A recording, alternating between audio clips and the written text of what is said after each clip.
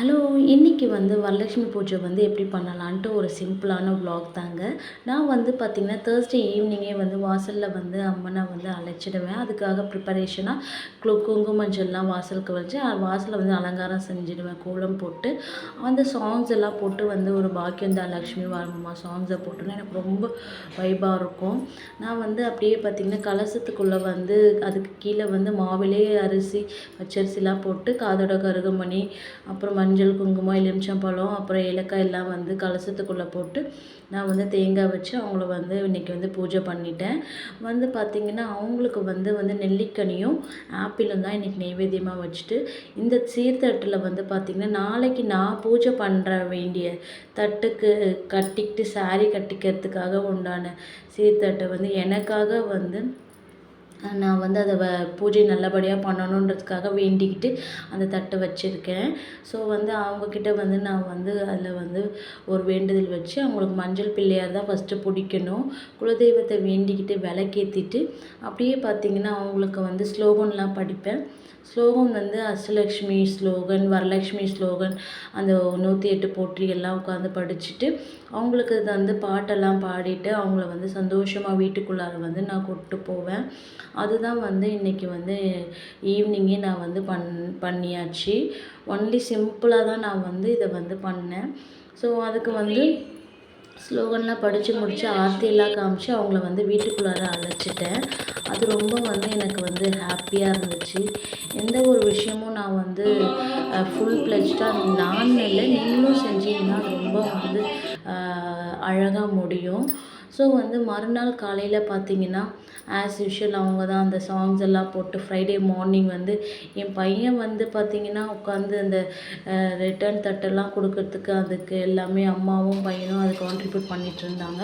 ஆனால் அதுக்கு முன்னாடி நான் வந்து இந்த சீர்தட்டு இந்த விளக்கு எல்லாம் வந்து ரெடி பண்ணி முடித்து எல்லாம் வந்து அலங்காரம் பண்ணி எல்லாத்தையும் சிறப்பாக வந்து நான் இன்றைக்கி வந்து பண்ணணும்னு வேண்டிக்கிட்டு அவங்களுக்கு வந்து பண்ணேன்.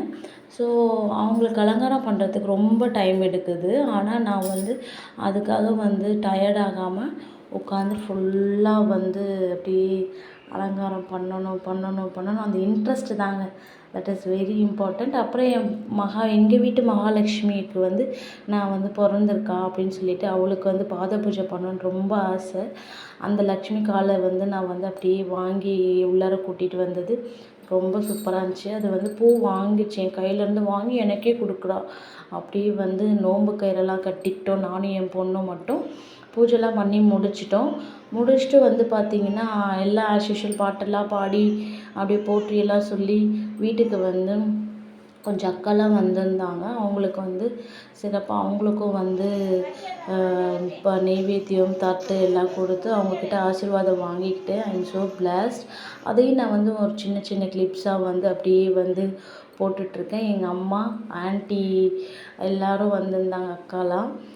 ஒருத்தராக வந்து கொஞ்சம் கொஞ்சம் டைம் எல்லோரும் ஒர்க்கிங்கிறதால கொஞ்சம் டைமில் ஒரு 5 மினிட்ஸ் கேப் விட்டு பின்னாடியே வந்துட்டு இருந்தாங்க.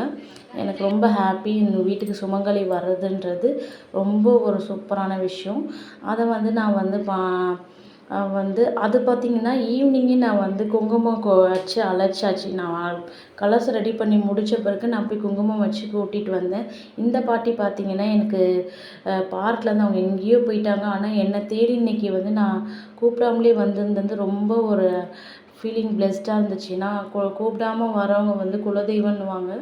ஸோ அந்த பாட்டி வந்தது எனக்கு ரொம்ப ஹாப்பியாக இருந்துச்சு.